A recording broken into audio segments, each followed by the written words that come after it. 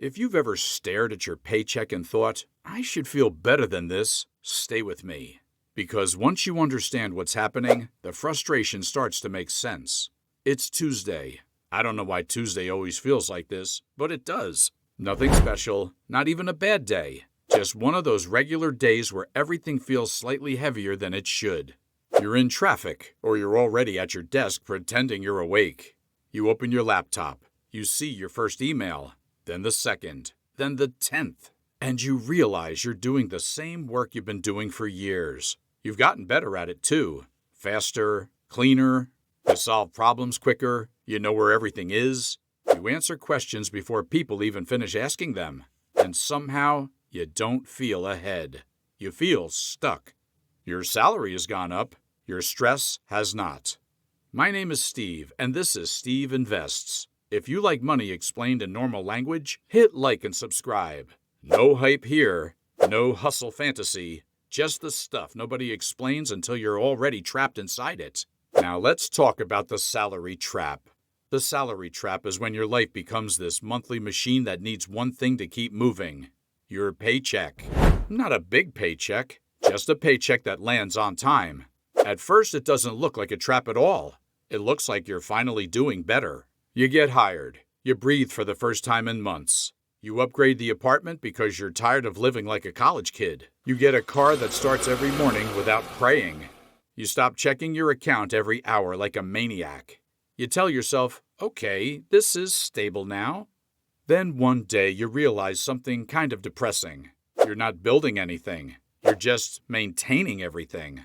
Let me show you what that maintenance actually looks like. Take someone earning $80,000 a year. That sounds like a real salary.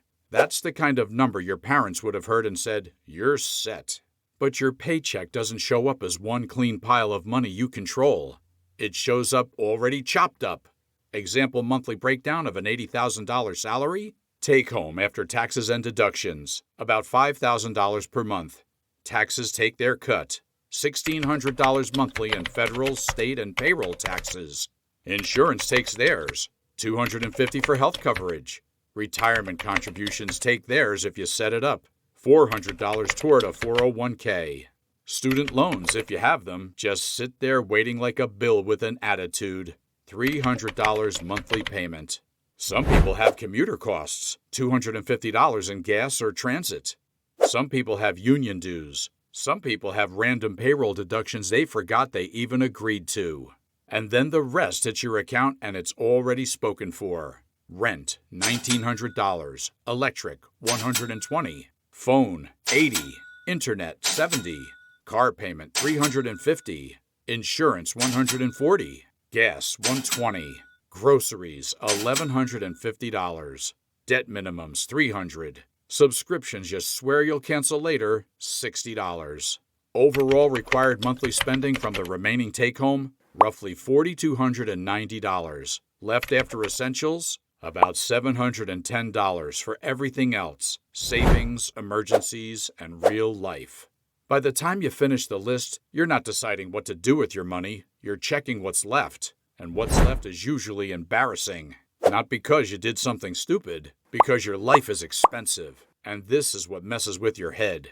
You don't feel broke in the obvious way. You have stuff. You function. You look normal. From the outside, you're doing fine. But inside, you know the truth. One extra expense lands and you feel it immediately. And this is the part that annoys me the most. You can get a raise and still feel exactly the same. Not because raises don't matter, because the world eats them. Rent rises, groceries rise, insurance rises, childcare rises, car repairs show up like clockwork. And if your lifestyle creeps up even a little, the raise disappears without you even enjoying it. So the raise doesn't change your life. It just raises the stakes. Let me make this real. A guy named Jason. He works tech support. The kind where people call furious because they forgot their passwords, and now it's somehow your fault. He earns $72,000. He's good at his job. He gets promoted. Now he earns $86,000. He feels relief for about a month, maybe less. Then his lease renews and the rent goes up $180. His car needs new brakes. He starts driving more because the new role has meetings in 3 different places. More gas, more wear, more stress. He starts grabbing lunch out because he's too busy, and honestly, he's just tired. Then he looks around his office and realizes everyone dresses like they cost money.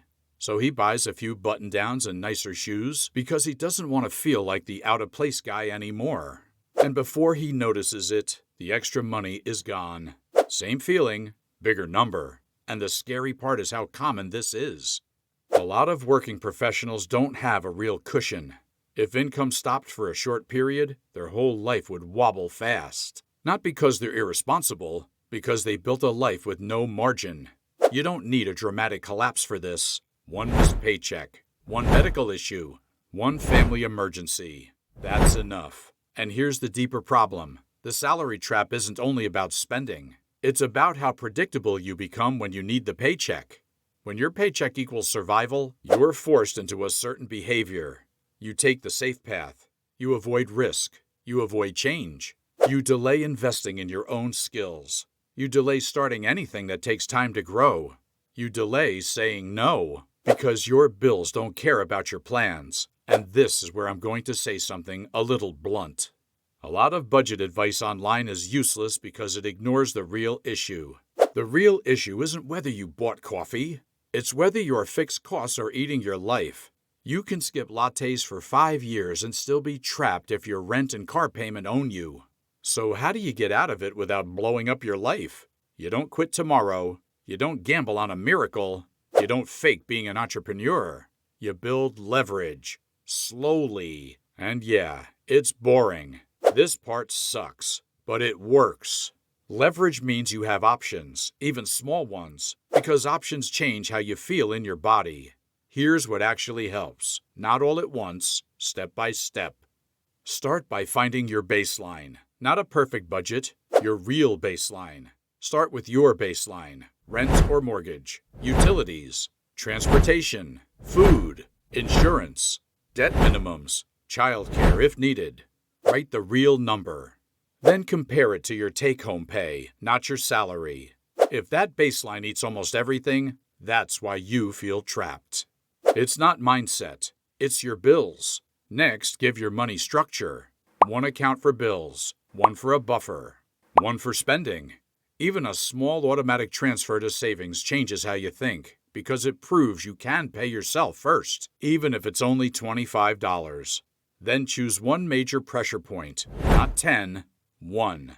Housing, cars, debt, childcare. Lower the biggest cost you realistically can. Stay put longer.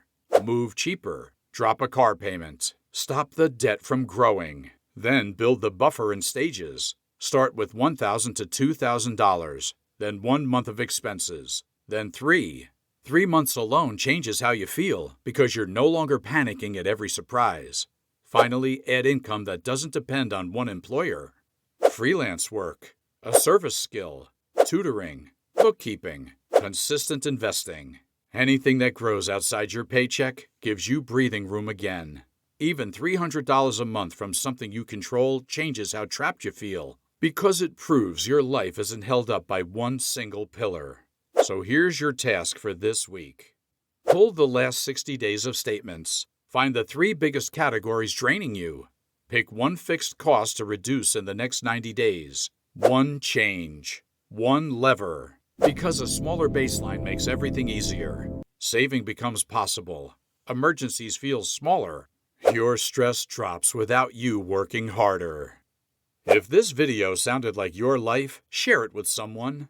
Most people are living this exact cycle and thinking it's their fault. And if you want more breakdowns like this, subscribe to Steve Invests. We're going to keep pulling apart the money mechanics until you have room to breathe. You don't need a new life. You just need breathing room. And if you want more videos like this, hit like, subscribe, and join Steve Invests. Remember this, change begins where there are consistent actions. And we'll see you in the next one.